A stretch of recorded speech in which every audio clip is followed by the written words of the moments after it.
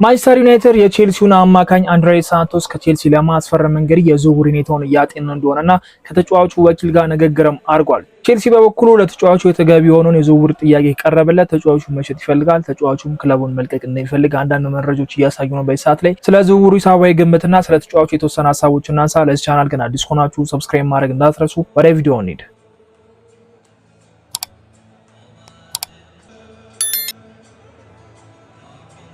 የመሃል ሜዳ አሰሳ ላይ የሚገኘው ክለባችን ማን ዩናይትድ እንግዲህ አሁን ደግሞ ወደ ቼልሲው የመሃል ሜዳ አማካኝ አንድሬ ሳንቶስ አይኑን ማዞር ችሏል። ቼልሲ ይህንን ተጫዋች እንግዲህ በ2003 ነበር ከብራዚል ክለብ ማስፈረም የቻለውና በዛው አመት መልሶ ለዛው ክለብ ሰጥቶታል። እድሜው ገና 19ም ስለነበረ እዛው እንዲቆይ አድርገውት ነበርና ቼልሲ ተጫዋቹን ሲያስፈርመው 12.5 ሚሊዮን ፓውንዶችን ነበር ለዛ ዝውውር የፈጀውና ሳንቶስ በቼልሲ ቤት በዚህኛው አመት ነው በደንብ የተመለከተው። በአሜሪካ በተዘጋጀው የክለብ ወርልድ ካፕ ጨዋታ ላይ እንግዲህ ከዛ ጀምሮ ፕሪሚየር ሊግ ጨዋታዎችንም ተሳትፎ ማድረግ የቻለውና በውሰት ኖቲንግሃምም ሲጫወት ነበረ። ከዛ ደግሞ የጀርመኑ ክለብ ላይ ሳልስበርግ ሄዶ እንግዲህ እዛ መጫወትም ችሏልና ቼልሲ ተጫዋቹ 3 ጊዜ ውሰት ሰጥቶታል ማለት እንችላለን። ከብራዚሉ ክለብ ከገዛው በኋላ መልሶ እዛው እንዲጫወት አድርጎታል። ከዛ ኖቲንግሃም እንዲጫወት ነው ያደረገው። ወደ ጀርመንም ልኮት ነበርና በ2025-26 ሲዝን ነው እሱ መመልከት የቻለው። ዩናይትድ ተጫዋቹ ላይ የተመለከተው አሪፍ ኳሊቲ ልንለው የምንችለው በ6 እና በ8 ቁጥር ቦታ ላይ መጫወት ይችላል። አሁን ዩናይትድ የመሃል ሜዳ ተጫዋች ይፈልጋል። በተለይ ደግሞ ካስሜሮ ሊተካለት የሚችል ተጫዋች እንደሚፈልግ እናውቃለን። ማይክል ካሪክ ደግሞ ዋነኛው ፍላጎቱ በሁለቱም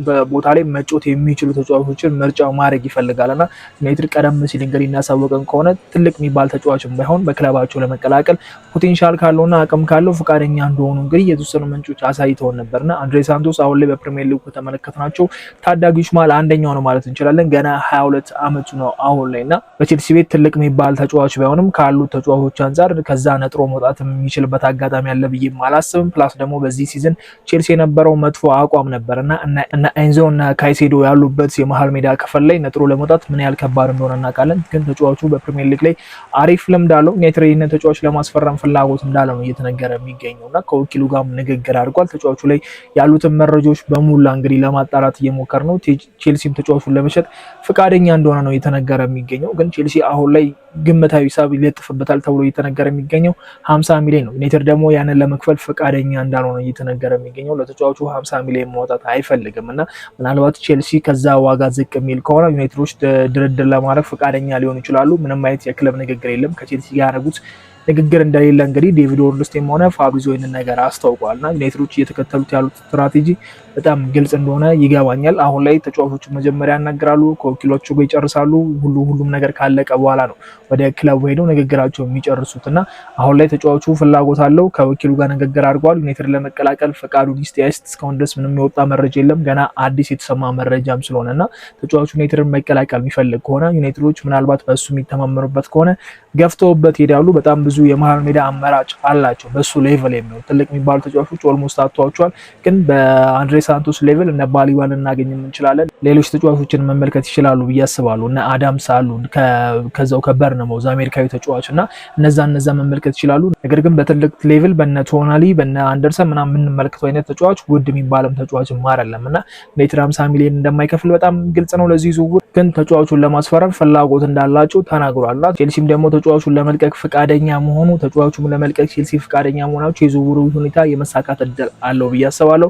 ዩናይትድ መጥቶ ተጫዋቹ ፐርፎርም ያደርጋል፣ አሪፍ እንቅስቃሴ ሊያደርግ ይችላል። እሱን እርግጠኛ መሆን በጣም ከባድ ይመስለኛል። ትልቅ ተጫዋች ቢሆን በቃ ለቦታው ይመጥና ፐርፎርም ማድረግ ይችላል ብለን ልናወራ እንችላለን። ሳንቶስ ግን በትልቅ ደረጃ የምንመለከተው ተጫዋች አይደለም። ነገር ግን ዩናይትዶች ባለፈው ያስመለከቱን እንደ ሴኒ ላመንስ አይነት የሚገርም ፊልማ አይተናልና እንደነሱ አይነት ሰርፕራይዚንግ የሆኑ ዝውውሮች ሊፈጠሩ የሚችሉበት አጋጣሚ ሊኖር ይችላል። የፕሪሚየር ሊግ ልምድ መኖሩም ደግሞ በሁለት ክለቦች ለዩናይትድ ትንሽ የተሻለ ነገር ሊሰጣቸው ይችላል። የተወሰነ ፕሪሚየር ሊግ ልምድ ያላቸው ተጫዋቾች እንደሚመርጡ እናውቃለን።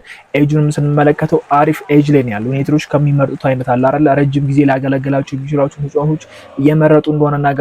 ስለዛ የሳንቶስ ዝውውር መሳካት እድል ሊኖረው ይችላል። ተጫዋቹ ፐርፎርም ያደርጋል አያደርግም እሱን ማሊያውን ለብሶ ሲጫወት ልናወራ የምንችለው ነገር ይመስለኛልና በኮንፊደንስ ያንን ቦታ ከቨር ያደርጋል። ለዩናይትድ መሃል ሜዳ መፍትሄ ነው ብለን ማውራት የምንችለው ተጫዋች አይደለም። ግን ዩናይትዶች የተሻለ ነገር አይተውበት ነው ብዬ አስባለሁ። በቼልሲ አዲስ ተጫዋች አይደለም የምናውቀው ተጫዋች ነው። ግን ይሄን ያህል ትኩረት ያልሰጠነው ተጫዋች ነው። ስሙ አሁን ላይ አዲስ ስለሆነ የተወሰኑ ነገሮችን መመልከታችን የማይቀር ነገር ነውና 50 ሚሊዮን ከፍተኛ ዋጋ ነው ብዬ አስባለሁ። ከዛ የሚቀንሱ ከሆነ ዩናይትዶች ልክ እንደ ኤደርሰን ተመሳሳይ አይነት ዋጋ እስከ 35 እስከ 40 ድረስ ሊያወጡበት የሚችሉበት ዝውውር ነው ብዬ አስባለሁ። ሁለት ብራዚሊያኖችን በመሃል ሜዳው ልንመለከት የምንችልበት እድል አለ ብዬ አስባለሁና እና አሌክስ ስኮት ዝውውር አለመሳካቱ ወይ ደግሞ በርነሞስ ተጫዋቹን አልሸጥም ማለቱ ዩናይትዶች ሌሎች አማራጭ እንዲመልከት አድርጓቸዋል ብዬ አስባለሁ። አማራጭ መመልከት በጣም አሪፍ ነገር ነው። ክለቡን የሚፈልጉ ተጫዋቾችን መምረጥም የተሻለ ነገር ነው ብዬ አስባለሁና ይህ ዝውውር ገና ጀመረ የሚባል ነው እንጂ ምንም አይነት ብዙ ርቀት የሄደ ዝውውር አይደለም። ዩናይትድ ከተጫዋቹ ወኪል ጋር የተነጋገረበት ሁኔታ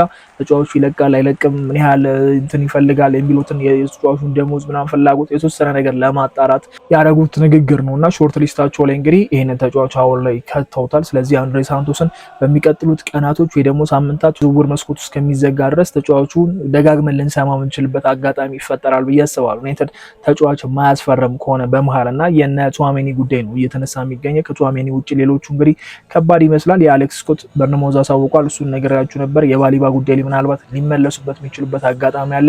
ባሊባ ከ75 እስከ 80 እየተባለ ይገኛል። ዩናይትድ ደግሞ የዛን ያህል ገንዘብ መክፈል አይፈልጉም እና የባሊባም ዝውውር ላይሳካበት የሚችልበት አጋጣሚ ስላለ ከቼልሲ ጋር የሚያደርጉት ድርድር ወይ ንግግር የሳንቶስን ዝውውር ሊያሳካበት የሚችልበት ሊያቋርጡበት የሚችልበት አጋጣሚ አለ። ዩናይትድ በዋጋ ጉዳይ እንደማይደራደሩ እየተመለከትን እንገኛለን እና የለጠፉበትን ወይ ደግሞ ተጫዋቹ ይገባዋል ብለው ያሰቡትን ዋጋ ብቻ ነው የሚከፍሉት።